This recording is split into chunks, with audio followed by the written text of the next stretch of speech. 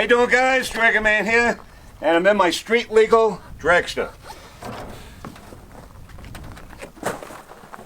It's another beautiful day in Colorado Springs. You can't beat the weather. 80 degrees it's going to be today, and then they said tomorrow night we're supposed to have a snowstorm. Unbelievable. But you know, that's the way it goes. There's like 310 nice days in Colorado, and the other 50 we got to put up with. Okay, so anyway, check it out. Look at all the cars I took out this morning. And every one of them started right up. What a collection. This isn't even all of them. I still have about 8 more at my house. But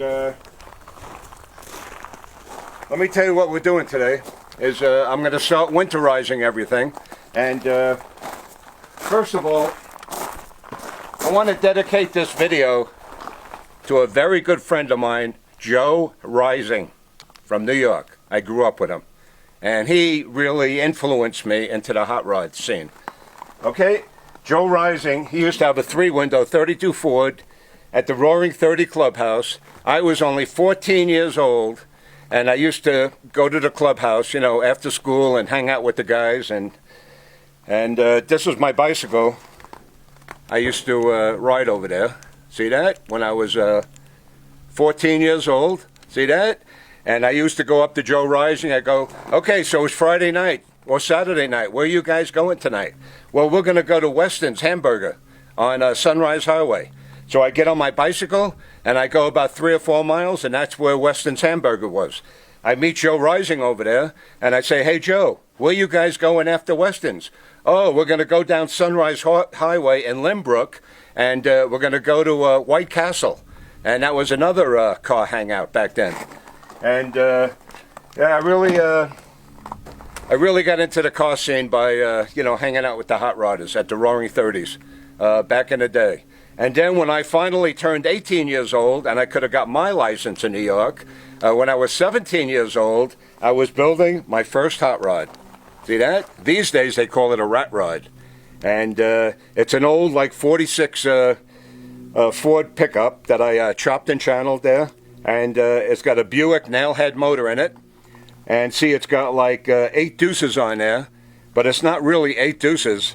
I made a box, a steel box, to go over the manifold, so it looks like I had 8 carburetors. There's really a 4-barrel underneath the box. Pretty smart back then, huh?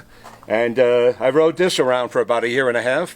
And as I got older and worked more and more and made more money, I was able to buy better and better hot rods. So that's how it started. So anyway, what we're doing here is what I do every year about this time of the year is I fill up every car right up to the very top with high-test gas. Not only do I put high-test gas in there, but we put this gas stabilizer in there. See that? This is very, very good. This way, if a motor, you know, like a gasoline engine is sitting for a long time, the gas won't turn into shellac and clog up the jets in the carburetor. So we put this in the gas, mix it, and then fill up all the gas tanks. I actually put this gas line antifreeze in there, like half a bottle, and that preserves the gasoline too. And I put a half a bottle of 101 booster in there. See? Octane booster, because the gas they're selling now has too much alcohol and methanol in it. You know, they do that because it'll cut down pollution. So to get the performance out of the gasoline and your engine, you have to put octane booster in there, right? And most of the batteries we take out when we pull the cars back in, but there's about 8 or 10 of them that I keep batteries in, you know, all winter. And we put these little crickle chargers on. You get these like in auto parts stores or Walmart. And you have to have this on your 12-volt battery.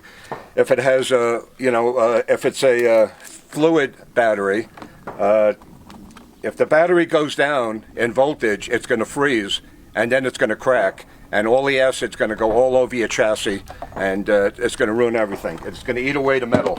Okay? If you have a dry cell battery, like the one I have in my dragster here, that's our Ultima battery.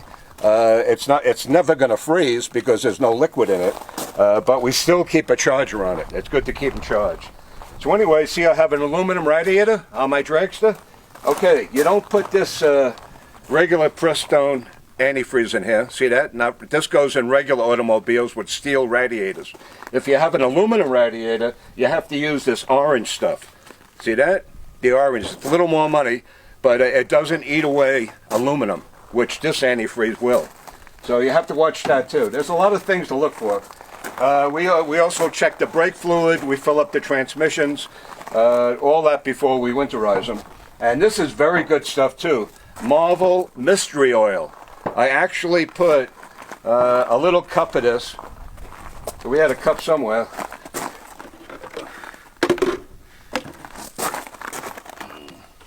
Well, anyway, you take a little cup, about that much, and put that in your motor oil. And what that does, see, motor oil doesn't thin out until the motor warms up, but this mystery oil is 5 weight. It's already thinned out, and it's real good for the lifters. It'll get into the lifters and everything, where it takes like at least 4 to 6 minutes for regular oil to thin out and fill up the lifter. So this way you won't have a collapsed lifter. And that's what I do. I actually use this on my machine guns too. It's very good oil. Okay, guys. So anyway, I hope you learned a little bit. The rest of the afternoon, me and my crew, we're going to be filling up all these gas tanks. And then next week, we're going to winterize all the Army vehicles. With my Army vehicles, 92 Army vehicles and 33 hot rods, I actually have like 125 vehicles to take care of. So I got a big responsibility. Okay, guys. Well, I hope you liked the video. And I want to say hello to Joe Rising. We really need you out here. We got a lot of work to do on these hot rods. And if you ever want to come out, Joe, I'll buy you a house. That's how much I like you. Okay, guys. You guys have a great day. Thanks a lot for watching.